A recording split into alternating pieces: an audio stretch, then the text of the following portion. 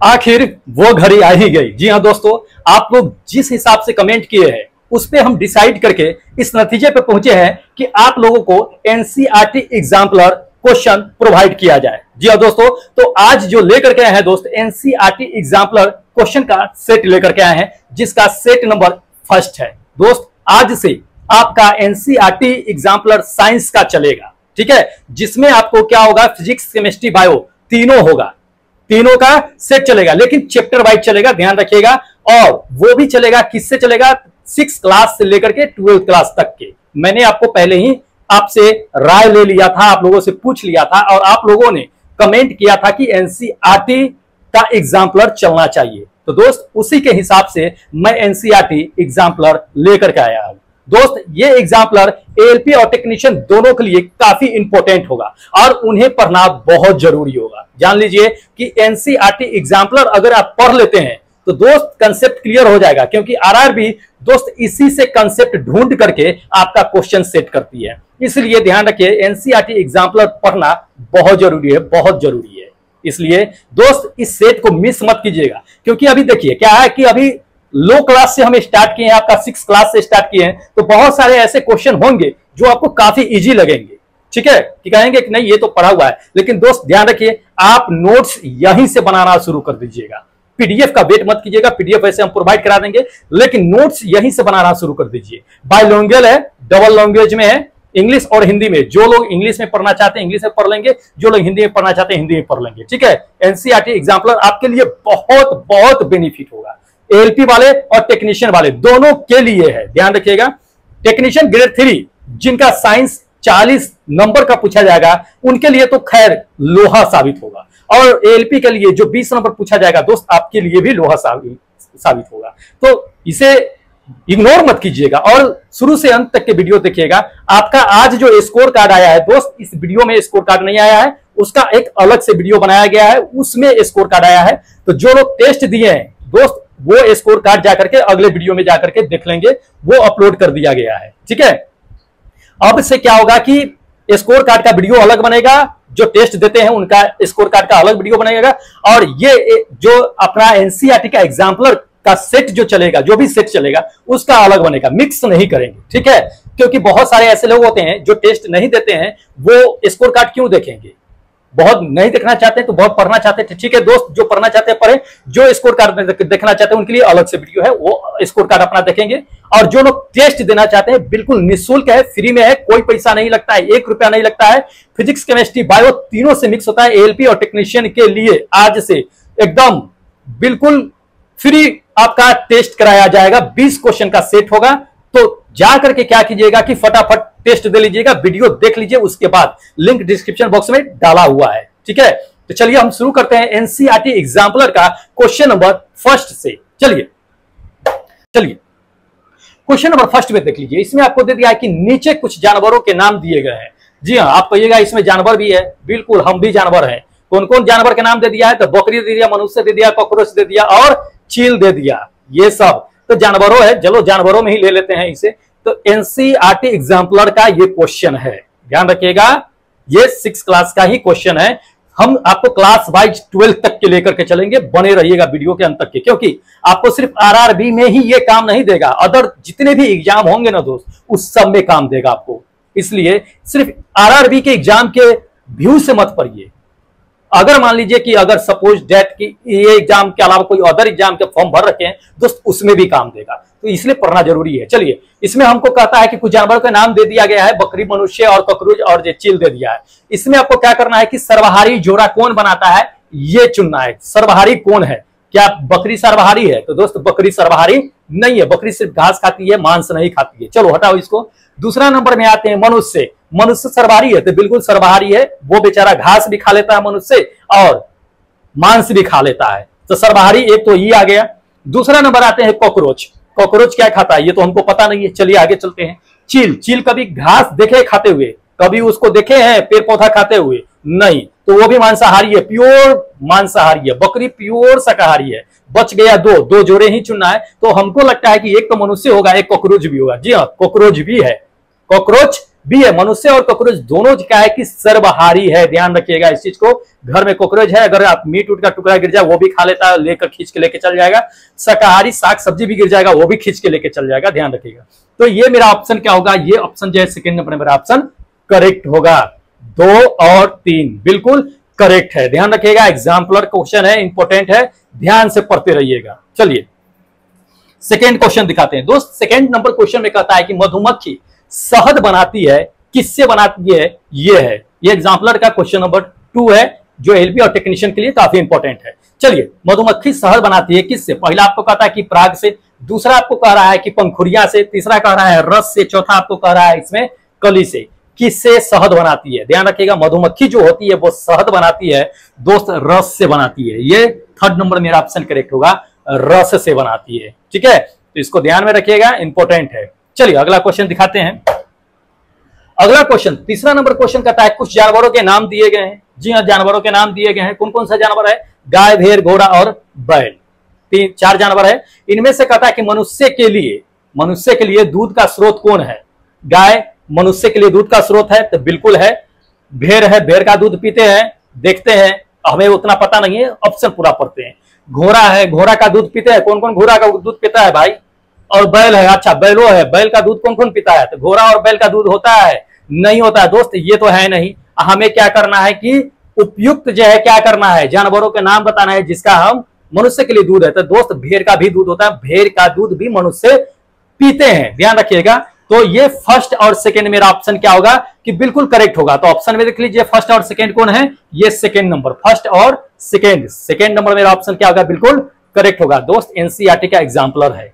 चलिए अगला क्वेश्चन देख लीजिए। अगला क्वेश्चन दे दिया 4 नंबर में कि नीचे जो है खाने योग्य पौधे की कुछ सूची दी गई है, ठीक है। क्या क्या दे दिया है सूची में, दे दिया आपको केला दे दिया, कद्दू दे दिया, भिंडी दे दिया, बैगन दे दिया है।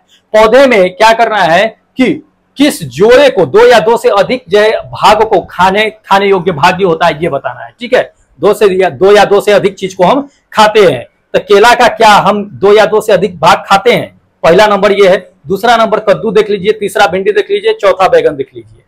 क्या है, किसका हम 2 खाते हैं, ध्यान रखिएगा। केला है, केला का हम 2 भाग खाते हैं। थोड़ा माइंड पे जोर दीजिएगा, आपको पता लग जाएगा कि केला का 2 भाग हम खाते हैं।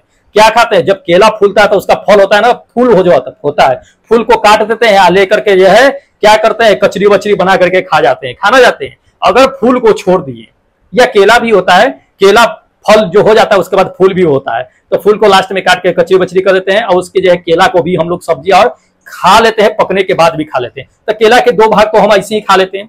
दूसरा नंबर आ गया कद्दू, पहला तो मान लीजिए केला, पहला तो ऑप्शन में देख लीजिए कि कौन होगा, ये तो होगा ही पहला नंबर, या तो फोर्थ में पहला है या फर्स्ट में है, तो ये दोनों में तो पहला नंबर है ही, ये तो होगा ही। बीच वाला जो है 2 और 3 तो हटा ही दीजिए।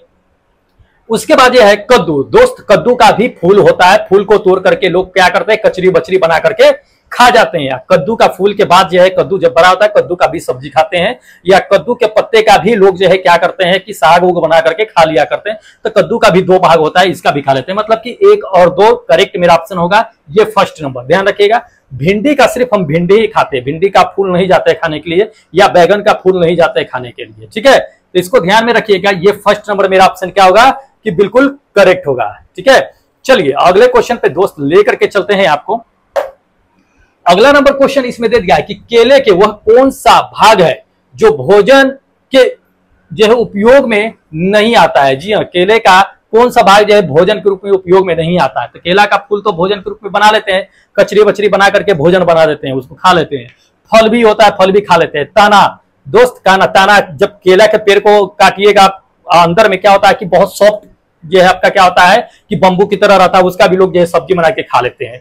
ध्यान रखिएगा, ये फोर्थ नंबर क्या होता है, जड़ जो होता है, जड़ का इस्तेमाल जो है खाने योग्य नहीं करते हैं। केले के पौधे का जड़ जो है हम लोग नहीं खाते हैं, तो इसको ध्यान रखिएगा, ठीक है। चलिए अगला क्वेश्चन देख लीजिए। अगला क्वेश्चन इसमें दे दिया है कि पदों के प्रत्येक समूह को पढ़ना है, ठीक है, और विषम समूह को पहचान करना है कि कौन सा विषम है। पहला देख लीजिए, पहला आपको कहता है कि गाय, दूध, मक्खन, ठीक है।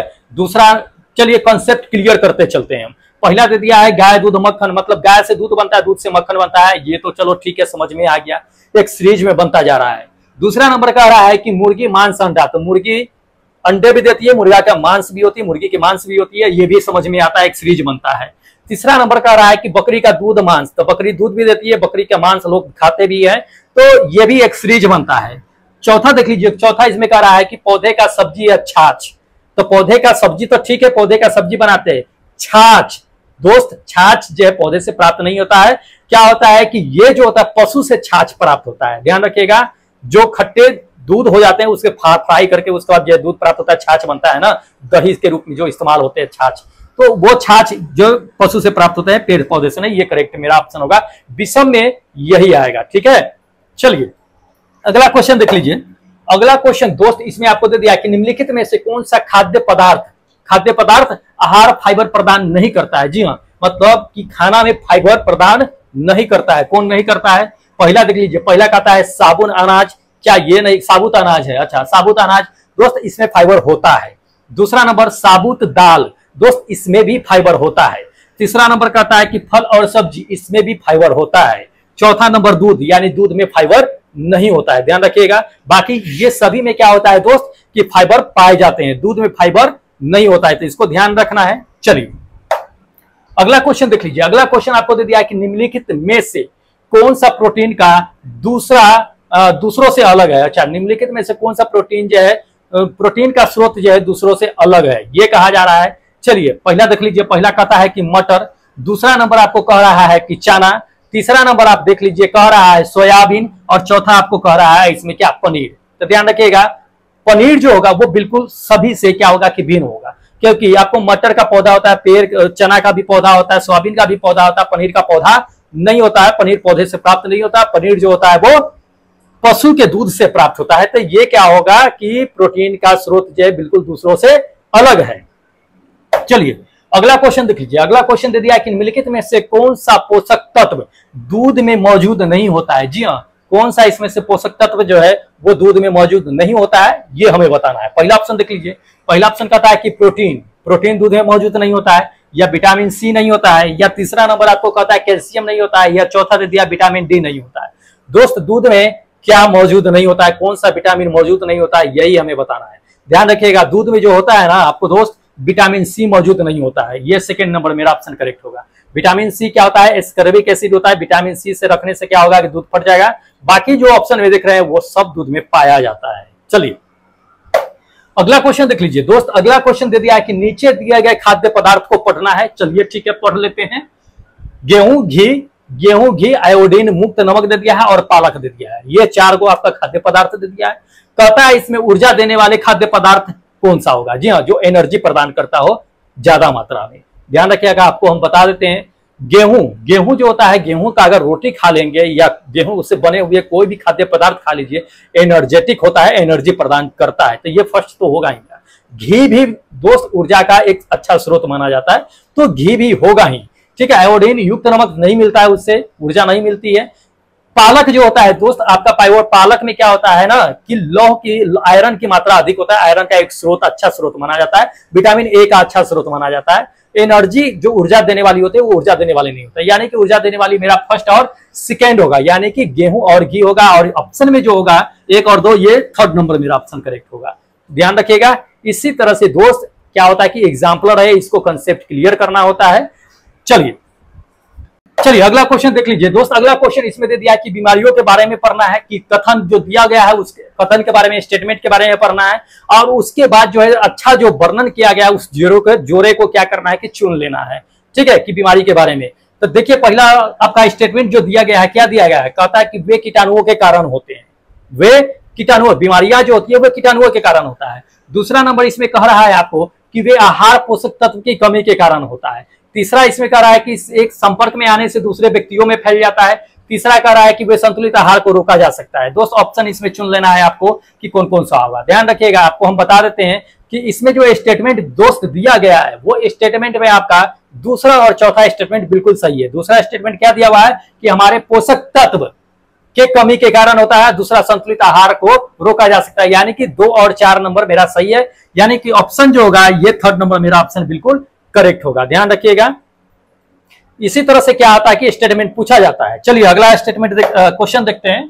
अगला क्वेश्चन दोस्त इसमें दे दिया है कि नीचे दिए गए खाद्य पदार्थ को प्रोटीन की उपस्थिति के चरणों को जो है क्या करना है कि चुनना है कि सही क्रम कौन कौन सा हो सकता है। तो स्टेटमेंट देख लीजिए कि पहला क्या दे दिया है। पहला आपको स्टेटमेंट दिया गया है इसमें कि एक परख नली में क्या करते हैं कि खाद्य पदार्थ की थोड़ी सी मात्रा ले लेते हैं और पानी की 10 बूंद लेते हैं, फिर हिलाते हैं। पहला स्टेप ये करना चाहिए। या आपको दूसरा दे दिया है कि परीक्षण किए गए भोज्य पदार्थ का क्या करना चाहिए, पेस्ट और पाउडर तैयार करना चाहिए दूसरा में। तीसरा में करना चाहिए कि जो आपको दे दिया है कि परख नली में पेस्ट के घोल में क्या करना है, 10 बूंद जो है सोडा का क्या करना चाहिए, घोल का 10 बूंद डाल करके उसके बाद हिला देना चाहिए। उसके बाद चौथा नंबर कह रहा है इसमें कि कॉपर सल्फेट के 2 बूंद डालना चाहिए। दोस्त क्या ये सीरीज सही है? क्या ये सीरीज सही है? तो दोस्त ये सीरीज सही नहीं है। सीरीज क्या सही है पहले जान लीजिए।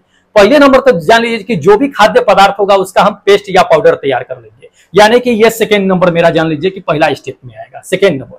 ठीक है, दूसरा क्या है, उसके बाद क्या आएगा, उसके बाद पहला नंबर आएगा कि उसको पेस्ट में क्या करेंगे कि पानी के 10 बूंद डालेंगे, फिर उसको हिलाएंगे, ये पहला नंबर आएगा। उसके बाद आपका तीसरा नंबर में क्या आएगा ये जान लीजिए। तीसरा नंबर में कॉपर सल्फेट के 2 बूंद डाल देंगे। 2 बूंद डालने के बाद जो है आपका क्या आएगा, तीसरा नंबर में कॉस्टिक सोडा का 10 बूंद डाल करके उसके बाद हिलाएंगे, यानी ये प्रोसेस सही होगा। यानी कि आपका प्रोसेस जो होगा 2, 1, 4 और 3 होगा, ये करेक्ट प्रोसेस होगा। और ये सेकेंड नंबर मेरा ऑप्शन क्या होगा, बिल्कुल करेक्ट होगा, ध्यान रखिएगा। इसी तरह से दोस्त क्या होता है कि पूछे जाते हैं। ठीक है, चलिए अगला क्वेश्चन दिखाते हैं। अगला क्वेश्चन इसमें आपको दे दिया है कि पहेली दे दिया है। ठीक है, पहेली ने अपने सहेली को क्या किया कि पौधे से बने एक रेसे से बना एक उपहार देना चाहती है। ठीक है, तो वह निम्नलिखित में से कौन सा जो है उपहार देना चाहेगी। पहेली अपनी सहेली को क्या करेगी, पौधे के रेसे से बनी हुई एक उपहार देना चाहती है, तो वह इसमें से कौन सा उपहार देगी। पहला ऑप्शन देख लीजिए, कह रहा है इसमें कि जूट से बनी हुई थैला दे देगी वो जाकर के, या दूसरा कह रहा है कि ऊन से बनी हुई थैली दे देगी, या तीसरा इसमें कहा जा रहा है कि रेशम की साड़ी दे देगी, या चौथा कह रहा है इसमें नायलॉन का दुपट्टा दे देगी। तो ध्यान रखिए, आपको क्वेश्चन समझना है दोस्त कि पहेली जो है अपनी सहेली को पौधे से बनी हुई रेशा देना चाहती है। तो पौधे से बनी हुई रेशा, ध्यान रखिएगा, तो पौधे से बनी हुई रेशा क्या ये 4th नंबर आपका जो है नायलॉन होगा? नायलॉन पौधे से बनता है? नहीं, ये मानव निर्मित होता है। उसके बाद जो है तीसरा नंबर देख लीजिए, क्या रेशम के साड़ी से, तो रेशम भी क्या होता है कि आपका जो है रासायनिक पदार्थों से मिलकर के बना होता है, तो ये भी नहीं होगा। ऊन जो होता है ये भेड़ियों से प्राप्त होता है, इससे भी नहीं होगा, या जानवरों से प्राप्त होते हैं। जूट होगा, तो दोस्त ये जूट नंबर जो होगा फर्स्ट नंबर मेरा ऑप्शन करेक्ट होगा, क्योंकि जूट जो होता है ये पौधे से प्राप्त होता है और इसी से रेशे तैयार करते हैं। तो पहेली जो होगी वो अपने सहेली को जूट से बनी हुई थैली ही देगी। ठीक है, क्योंकि वह पौधे से बने हुए रेशे से जो है सामान जो है गिफ्ट करना चाहती थी। चलिए अगला क्वेश्चन देख लीजिए। अगला क्वेश्चन दे दिया है कि जूट के पौधे का कौन सा भाग जो है जूट के रेशे प्राप्त किया जाता है। जी हाँ, जूट के पौधे के कौन से भाग से जूट के रेशे प्राप्त किए जाते हैं ये बताना है।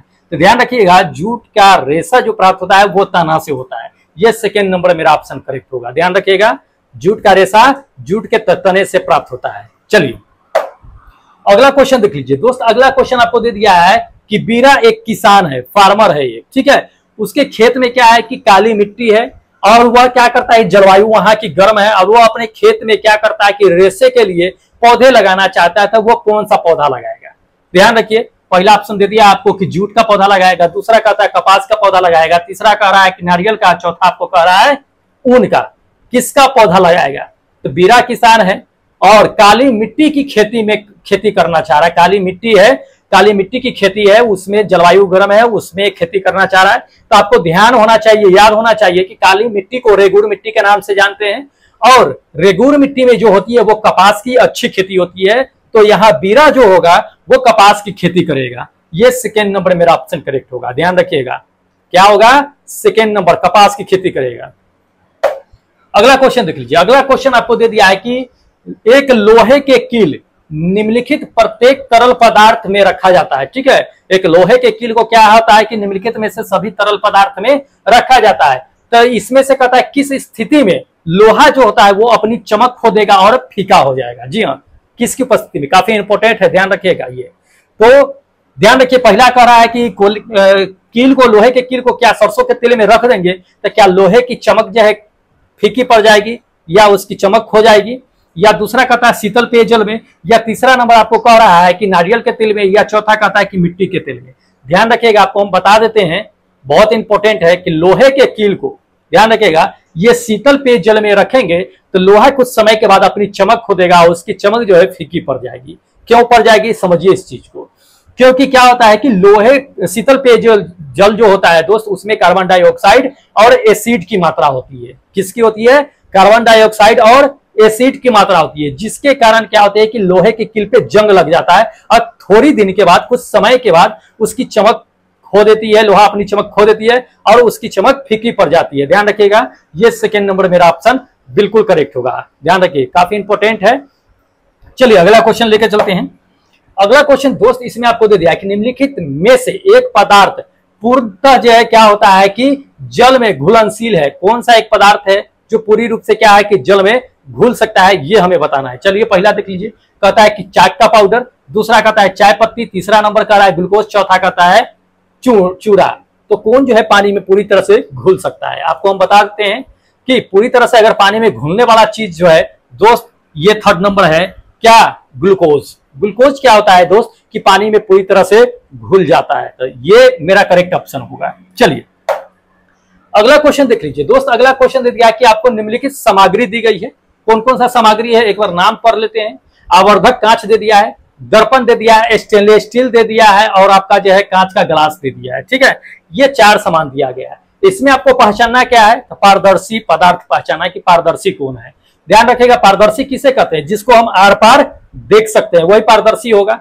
चलिए पहला ऑप्शन देखिए, आवर्धक कांच। आवर्धक कांच कहने का मतलब क्या, मैग्नीफाइंग ग्लास। मैग्नीफाइंग मतलब उत्तल लेंस कहिए, कांच है तो लेंस ही होगा, उत्तल लेंस कहिए। तो कांच में क्या होता है, आर पार हम देख सकते हैं। चलिए पहला तो आप पकड़ लीजिए कि एक नंबर होगा। एक नंबर इसमें कौन सा है, तो एक नंबर फर्स्ट में भी है, सेकंड में भी है और थर्ड में भी है एक नंबर, यानी चौथा तो पहले ही हटा दीजिए, ये तीनों में से एक वो आ गया।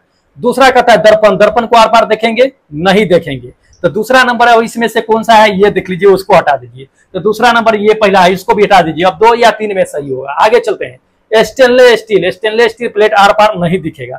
थर्ड नंबर, तो इसमें अब कौन सा है, थर्ड नंबर देख लीजिए, उसको भी हटा दीजिए, यानी सेकेंड नंबर हटा दीजिए, यानी होगा ये थर्ड नंबर मेरा होगा। सेकेंड नंबर हटा दीजिए, थर्ड नंबर मेरा ऑप्शन करेक्ट होगा। यानी कांच का ग्लास और आवर्धक कांच क्या होगा कि पारदर्शक पदार्थ होगा। ध्यान रखिएगा, इंपॉर्टेंट है।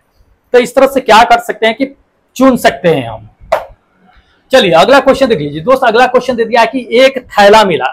ठीक है, एक थैला मिला जिसमें क्या है कि निम्नलिखित पदार्थ थे। कौन कौन पदार्थ था, तो भाई दर्पण था, तेल से रंगा हुआ कागज था, चुंबक था और क्या था, कांच का चश्मा था। तो कौन सा पदार्थ जो है अपारदर्शी है। अपारदर्शी मतलब क्या, जो आर पार नहीं दिखता हो। तो अपारदर्शी कौन होगा, पहला नंबर देख लीजिए, कहता है दर्पण। तो दर्पण तो होगा पहला नंबर, तो ये चुन लीजिए।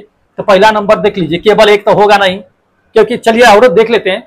तेल से रंगा हुआ कागज का पदार्थ, तेल से रंगा हुआ कागज पर थोड़ा आर पार दिखता है, धुंधला दिखता है। ठीक है, लेकिन हमें अपारदर्शी चुनना है, ये तो नहीं होगा। दूसरा कहता है चुंबक। तो चुंबक आर पार नहीं दिखता है, तो यानी कि दो हो गया, एक दर्पण एक चुंबक। उसके बाद कांच का चश्मा। कांच का चश्मा क्या है कि आर पार दिखता है, यानी कि पहला और जो है तीसरा मेरा करेक्ट होगा। और ये थर्ड नंबर मेरा ऑप्शन क्या है कि बिल्कुल करेक्ट है। ठीक है, तो ये ऑप्शन मेरा करेक्ट है। चलिए अब ये लेके चलते हैं आपको लास्ट क्वेश्चन पे दोस्त। ये है लास्ट क्वेश्चन। कहता है कि कक्षा की गतिविधि करते समय, मतलब कक्षा में कोई हलचल मतलब कि काम वर्क हो रहा होगा, उसमें शिक्षक ने पहेली से एक जो है पारभासी पदार्थ सौंपने के लिए कहा। पहेली से एक पारभासी पदार्थ जो है क्या हुआ, सौंपने के लिए कहा। उसने क्या क्या, पहेली ने उसमें से सामग्री में से गया और एक पारभासी जो है चुन करके शिक्षक को दे दिया। अब पहेली ने क्या चुना होगा, ये ऑप्शन में बताना है। पारभासी चुनी है, लेकिन पारभासी में इसमें क्या चुना, ये ऑप्शन है। पहला ऑप्शन देख लीजिए, पहला कहता है कि कांच के गिलास चुनिए। तो कांच के गिलास दोस्त आर पार दिखाई देता है, ये पारभासी नहीं होगा, ये तो दी नहीं होगी।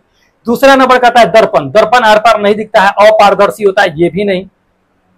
तीसरा नंबर इसमें कह रहा है कि मलमल का कपड़ा दी होगी। तो मलमल का कपड़ा धुंधला आर पार दिखता है, ये पारभासी होता है। तो जो धुंधला आर पार दिखता है वो पारभासी होता है, तो ये दी होगी। चौथा नंबर देख लेते हैं। चौथा नंबर कहता है एल्युमिनियम फॉयल। तो एल्युमिनियम फॉयल को भी आर पार नहीं दिखते, मतलब कि पहली जो है ये थर्ड नंबर चुन करके शिक्षक को दी होगी, क्या, मलमल का कपड़ा। तो ये थर्ड नंबर मेरा ऑप्शन करेक्ट है। तो दोस्त ये था अपना एनसीईआरटी एग्जाम्पलर का 20 इंपोर्टेंट क्वेश्चन। ठीक है, काफी मतलब कि पढ़ने लायक है और पढ़ना चाहिए आपको एग्जाम्पलर। अभी और भी आएगा, कहे तो आपको कि अभी क्या है कि लो क्लास से शुरू हुआ है तो आपको थोड़ा बहुत जो आसान लग रहा होगा कि नहीं आसान है, लेकिन जैसे जैसे हम लोग ऊपर चलेंगे दोस्त वैसे वैसे क्वेश्चन का लेवल भी बढ़ता चला जाएगा। अभी तो 6 क्लास का है। ठीक है, तो चलिए क्या करते हैं कि अब नेक्स्ट डे जो है फिर एनसीईआरटी एग्जाम्पलर की सेट नंबर 2 के साथ हम आपसे मिलेंगे। फिर मिलते हैं अगले वीडियो के साथ, तब तक जय हिंद दोस्तों।